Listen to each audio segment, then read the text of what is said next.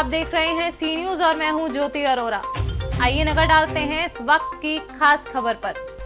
खबर राजधानी लखनऊ के इको गार्डन से है, जहां आज लगातार 5वें दिन भी कस्तूरबा गांधी आवासीय बालिका विद्यालयों के टीचरों का धरना जारी रहा। धरना स्थल पर शासन अथवा प्रशासन का कोई नुमाइंदा न पहुंचने से नाराज इन शिक्षक शिक्षिकाओं ने अब आमरण अनशन करने का मन बना लिया है। इसी क्रम में आज महिला शिक्षकों का एक दल मुख्यमंत्री योगी आदित्यनाथ से मिलने का प्रयास किया, किंतु इन महिला शिक्षकों को हजरतगंज स्थित भाजपा कार्यालय के पास गिरफ्तार कर पुनः इको गार्डन भेज दिया गया। बता दें कि संबंधित विभाग के अधिकारियों के तुगलकी फरमान के बाद जहां कस्तूरबा गांधी आवासीय बालिका विद्यालय के पुरुष टीचरों को छुट्टी दे दी गई, वहीं महिला टीचरों को झुंझुना पकड़ा दिया गया। अर्थात लगभग 27,000 रुपए की मानदेय पर बालिकाओं व भविष्य संवारने वाली महिला शिक्षकों का मानदेय लगभग 9,000 के आसपास कर दिया गया। इस बेतुके आदेश के बाद पूरे प्रदेश में लगभग 2,000 शिक्षक शिक्षिकाओं का भविष्य अंधकार में हो गया है। अब ये सभी शिक्षक एकजुट होकर आंदोलन की राह पकड़ लिए हैं और अपने हक की लड़ाई के लिए हर स्तर पर उतरने को तैयार हैं। आइए दिखाते हैं इको गार्डन से सी न्यूज संवाददाता उमेश विश्वकर्मा की एक खास ग्राउंड रिपोर्ट। आवासीय बालिका विद्यालय के टीचरों की उनके योगदान की बात करेंगे, जिन्होंने अपना 14 साल बच्चों का भविष्य संवारने में गुजारा और कस्तूरबा गांधी आवासीय बालिका विद्यालय को एक नई ऊंचाइयों पे पहुंचाने का काम किया। आज ये लोग सड़क पे हैं, इको गार्डन में 5 दिन से पड़े हुए हैं। इनकी नौकरी पे खतरा है। इनके विभाग द्वारा एक तुगलकी फरमान जारी करने के बाद ये लोग अपने भविष्य को लेके काफ़ी चिंतित हैं। आइए हम बात करते हैं इनके योगदान की। इन्होंने क्या योगदान किया है, इनके पढ़ाए गए ग्रामीण क्षेत्रों की बच्चियां आज क्या मुकाम हासिल की हैं, ये लोग खुद बताएंगे। जी मैम। सर, मैं ये कहना चाहती हूँ कि जो हमारे यहाँ बालिकाएं आती हैं वो ड्रॉप आउट होती हैं या तो नेवर इनरोलमेंट होती हैं। उन्हें बिल्कुल छोटा बड़ा ABCD भी नहीं आती है। बैठने उठने का वो अपवंचित वर्ग की बालिकाएं होती हैं। इसके नॉर्म्स यही हैं कि उनको समाज की मुख्य धारा से हमको जोड़ना है। जब वो आती हैं तो पहले तो वो रुकना नहीं चाहती हैं सर, वो उस माहौल में रहना नहीं चाहती क्योंकि वो घुमंतू टाइप की होती हैं। उसके बाद जब हम उन्हें रखते हैं अपनी बच्चियों की तरह, उन्हें प्यार दुलार करके पालते हैं। हम सिर्फ पढ़ाते ही नहीं हैं, उनका सर्वांगीण विकास करते हैं। हमारी जो टीम होती है वो बिल्कुल अपने बच्चों की तरह हम उनको पालते हैं। और उसके बाद आज वो बच्चियाँ IT के क्षेत्र में, हमारी एक बच्ची है पूनम, नाम है पूनम रावत, ये आपके हजरतगंज ओमेगा बुक स्टोर है, वहाँ पे आज वो सेल्स गर्ल्स है। वहाँ पे बाकायदा इंग्लिश में सर बात करती है, आप जाकर खुद देख सकते हैं वहाँ पर। इसके अलावा नर्सिंग के क्षेत्र में, IT के क्षेत्र में, कंप्यूटर है, BSc कर रही हैं लड़कियाँ, टॉप कर रही हैं, उसमें ITI में काम कर रही हैं, नौकरी कर रही हैं। जो हमारे ज़्यादा पुराने स्कूल हैं वहाँ की बच्चियाँ देखिए, अच्छा मतलब बढ़िया से समाज की धारा से जुड़ना तो छोड़ दीजिए, उन्होंने लोगों को जोड़ना शुरू कर दिया है। हम लोगों के यहाँ पार्लर का कोर्स करवाया जाता है, तो हमारी कितनी ऐसी बच्चियाँ हैं जिन्होंने पार्लर आज अपने गांव में पार्लर चला रही हैं, लोगों को सिलाई सिखा रही हैं, बुटीक खोल रही हैं और इतना सम्मान मिलता है सर गांव में हम लोगों को, गार्जियन का, बच्चों का। और सरकार जो अन्याय कर रही है सही नहीं कर रही है, क्योंकि हम लोग एक नई उम्मीद, एक नई आशा लेकर इसमें जुड़े थे। हमें लग रहा था कि आज हम इतनी मेहनत कर रहे हैं या हम एक नई योजना को उसमें ईंट जोड़ रहे हैं। सर, उसकी जो नींव है हम ही लोगों ने रखी है। कहने का मतलब वही कहावत है कि जिस वृक्ष को आप लोगों ने लगाया, जब उसके फल देने का बारी आई तब आप लोगों को उससे वंचित कर दिया जा रहा है। सर, हम लोगों ने उसको इस तरह से पाला पोसा है, समझ लीजिए जैसे कोई अपने बच्चे को पालता है, अपने घर को बनाता है। हमने नौकरी समझकर नौकरी नहीं किया है सर। अगर हम अपने घर के लिए एक सामान खरीदते हैं तो वहाँ से सोचते हैं कि ये कस्तूरबा के लिए ले चले, वहाँ बहुत बढ़िया लगेगा। सर, हमारे जो वहाँ के विधायक हैं, सांसद हैं, हमारे HL वाले, हिंदुस्तान एरोनॉटिकल लिमिटेड वाले हैं, उनसे मोटिवेट करके विद्यालय के लिए कितना चीज़ों की व्यवस्था कराई है। आप हमारे विद्यालय आइए देखिए। और हम ही नहीं, हमारी जो ये बहनें खड़ी हैं, जो भाई खड़े हैं, इन सब ने भी बहुत योगदान दिया है। आप लोगों ने उन परिवार की बच्चियों को शिक्षित किया है और इन बच्चियों को शिक्षा में क्या क्या चुनौतियां आई हैं आप लोगों के सामने बताने का कष्ट करें। सर, चुनौतियां हमारे साथ बहुत होती हैं। वो बच्चे जो बिल्कुल से बैकवर्ड से आते हैं उनको ना बैठने का तरीका होता है, ना उन्हें खाने का तरीका होता है। घुमंतू हैं, जैसे कि गांव में बच्चे होते हैं भैंस चरा रहे, बकरी, वो उन बच्चों को हम जाते हैं सर्वे करके अपने यहाँ लेकर के आते हैं। इसके बाद उन्हें एक रूटीन में सुबह उठाना, उन्हें जो है नित्य क्रिया से उनको लेकर के जाना, फिर उनको योगा कराना, उन्हें खेल गतिविधियों में आगे बढ़ाना, और ये सारी जो है उन्हें खाने का तरीका कि चम्मच से खाना है कैसे एक जो कॉन्वेंट स्कूल के बच्चे हैं हम उनको ज़मीन से ला करके उनके लेवल में बैठाने का प्रयास करते हैं। और दूसरी चीज़ ये होती है कि जैसे बाकी जो गतिविधियाँ हैं पढ़ाई, अब जैसे हमारे पुरुष शिक्षक अगर हटा दिए जाएंगे मुख्य विषय को लेकर के, तो मुख्य विषय जो है वो तो पढ़ा करके चले जाएंगे। उसके बाद जो गौड़ विषय ये जिनको कह रहे हैं, फिलहाल मुझे तो आज तक नहीं पता कि मुख्य विषय और गौड़ विषय कहते किसे हैं। वो जब चले जाएंगे पढ़ाई के बाद जो उनका एंटरटेनमेंट है, आप उनकी सायंकालीन कक्षाएं चलाने को कहते हैं, उनका मनोरंजन करने को कहते हैं। कैसे बच्चे शाम को खेलते हैं हमारे कैंपस में, वो उनको डांस क्लासेस हम लोग करवाते हैं, उन्हें संगीत की क्लासेस चलाते हैं। ये सारे पढ़ाई के टाइम में सर नहीं हो सकते हैं। या तो बच्चे 9 से 3 पढ़ सकते हैं और या तो वो खेल कूद सकते हैं या तो वो डांस कर सकते हैं। कहने का मतलब किताबी ज्ञान के साथ साथ उनको एक्टिविटीज़ के माध्यम से उनको आप लोग शिक्षित करते हैं। जी सर, आप बताएं गौड़ विषय क्या है और क्या जो मैम अभी पूछ रही थी। गौड़ विषय जैसा कि परियोजना के अधिकारियों द्वारा एसपीडी महोदय विजय किरण आनंद जी द्वारा जो कहा गया, नए तरह से परिभाषा जो आज तक किसी ने सुना नहीं है कि गौड़ विषय कंप्यूटर, कला, क्राफ्ट और शारीरिक शिक्षा को उन्होंने गौड़ विषय मान लिया है। और मुख्य विषय है हिंदी, अंग्रेजी, विज्ञान, गणित और सामाजिक विषय। अच्छा, इन विषयों को दोनों गौड़ और जो है मुख्य विषय को लेके सारी लड़ाई चल रही है और इसमें जो है क्या विसंगतियां आ रही हैं? विसंगतियां ये हैं कि आज तक हम तत्कालीन जियो से जब विज्ञापन निकला था सन 2004-5-6 में, जितने स्टाफ की, जितने शिक्षकों की, शिक्षिकाओं की नियुक्ति हुई थी, तब तो हमें कहीं ये पता नहीं था। उस जियो में, तत्कालीन जियो में, उस तत्कालीन विज्ञापन में इसका कहीं कोई बंटवारा नहीं था और उसी के आधार पर हमारा आज तक रिन्यूअल होता रहा।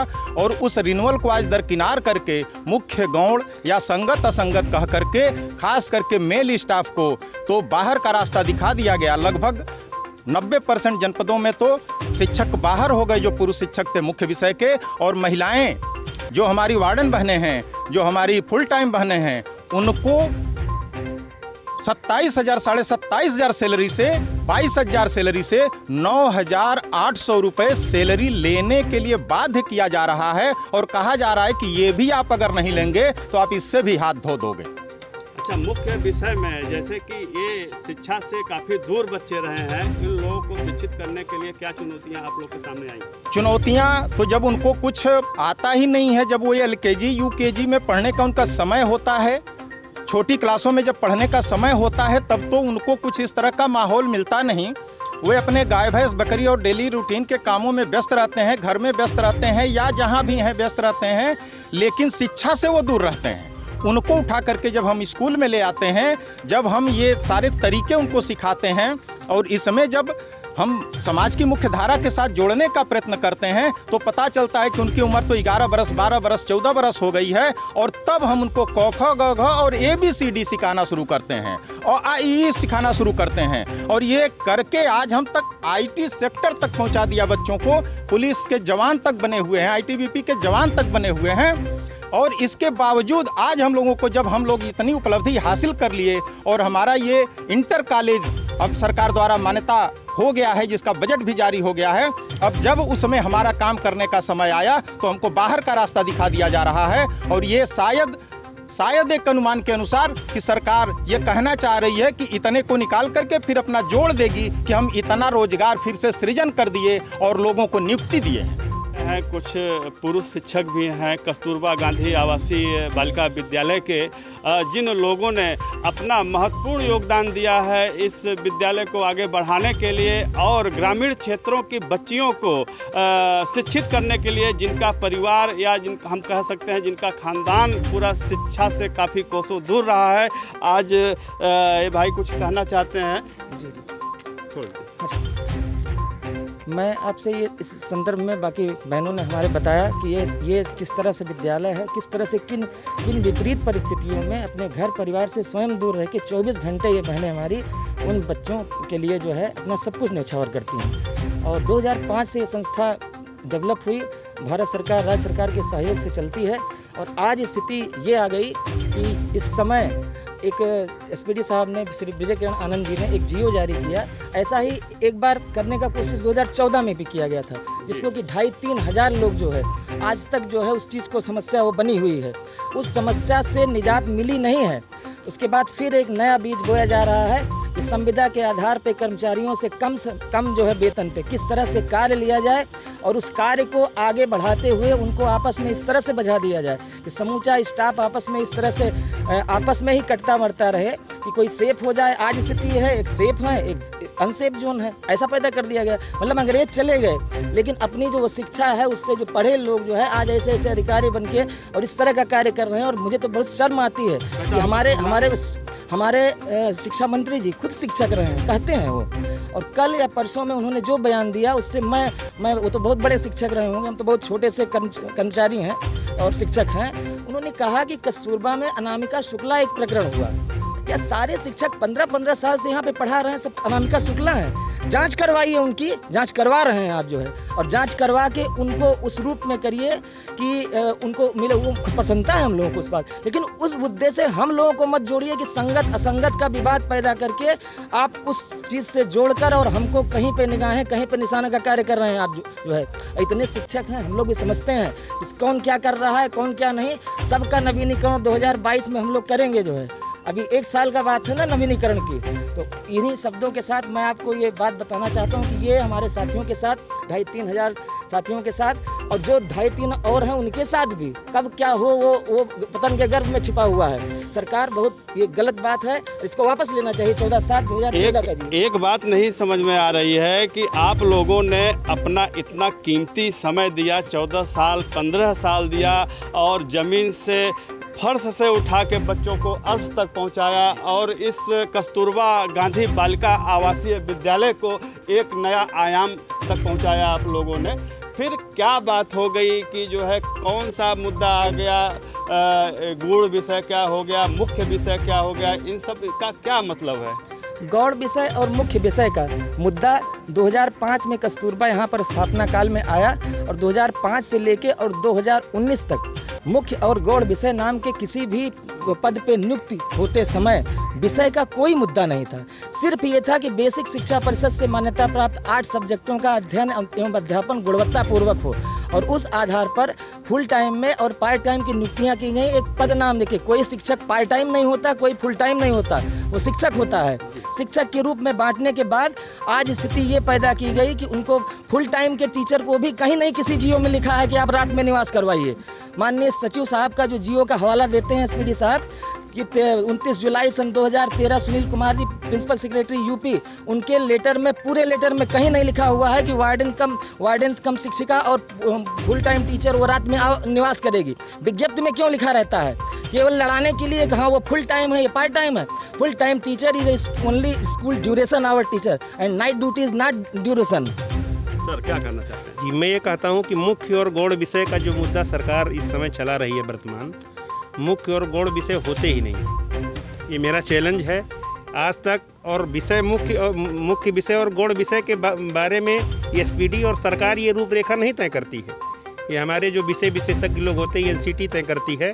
और अब गौड़ और मुख्य विषय का जो मामला इन्होंने उलझाया है वो कभी भी कोई भी किसी किताब में हम लोग ना सुने न पढ़े। और हर विश्वविद्यालय में ये विषय आज भी मुख्य ही विषय के रूप में चल रहा है, चाहे वो गृह विज्ञान का हो चाहे शारीरिक शिक्षा का हो। और अभी जो शिक्षा नीति नई आई है उसमें शारीरिक शिक्षा को मुख्य विषय के रूप में हमारे प्रधानमंत्री माननीय प्रधानमंत्री नरेंद्र मोदी जी ने जोड़ा है, जबकि उसकी गलत व्याख्या हमारे एसपीडी साहब। एक तरह से कहा जाए तो इस सरकार पर पूरी तरह से ये जो सरकारी अफसर हैं पूरी तरह से हावी हैं और ये जिस तरह चाह रहे हैं उस हिसाब से सरकार को बलगला करके उनका स्वयं का नुकसान करना चाह रहे हैं। मेरा निवेदन है माननीय शिक्षा मंत्री जी से, माननीय मुख्यमंत्री योगी आदित्यनाथ जी से कि अधिकारियों से हट करके हमारी जो समस्या है उसको संज्ञान में लें और ये जो मुद्दा उलझा के रखे हैं इस मुद्दा को ख़त्म करें। एक लाइन और मैं बोलना चाहता हूँ कि जो ये नया जो गलत व्याख्या हमारा SPD कर रहा है, हम लोगों की नियुक्ति 2004 में हुई है और इसको आचरण और व्यवहार के आधार पर इसका रिन्यूअल हर वर्ष किया जाता था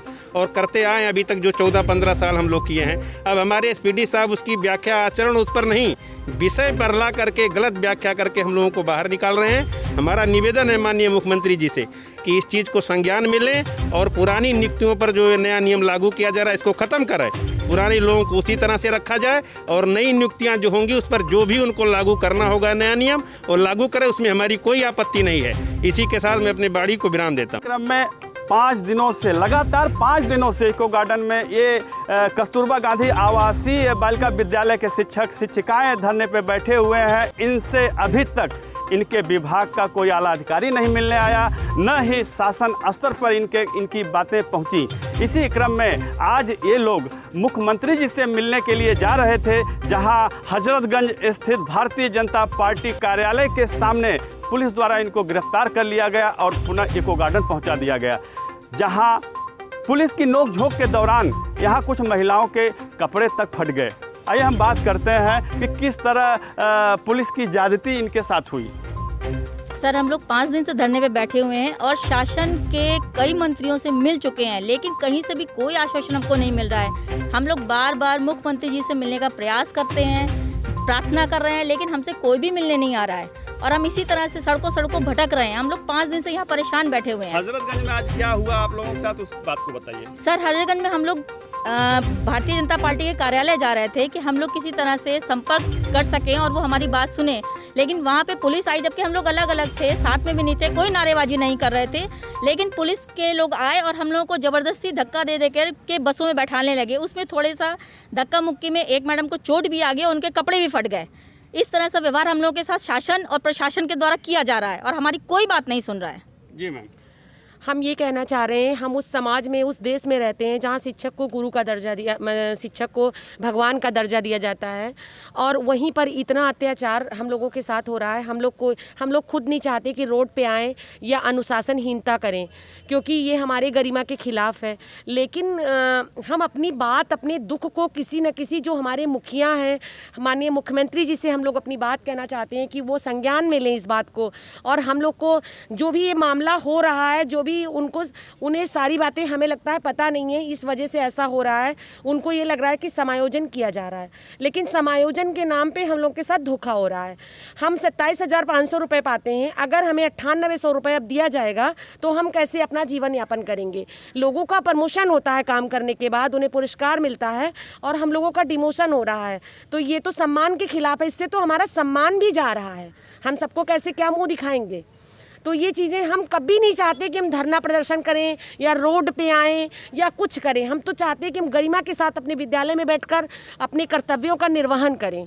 आज मुख्यमंत्री जी से जब मिलने जा रहे थे तो पुलिस की नोकझोंक में आपको शायद चोट भी आई? हाँ, मुझे एक्चुअली हम आगे ऐसे रोड के साइड चल रहे थे। हम लोगों ने प्लान किया था कि बहुत शांतिपूर्वक लाइन से और दूरी बनाकर हम लोग जाएंगे और वहाँ पर रिक्वेस्ट करेंगे कि हमें बस आप सिर्फ माननीय मुख्यमंत्री जी से मिलवा दीजिए, जिससे हम जो भी अपना परेशानी है, जो समस्या है, वो हम उनसे कह सकें।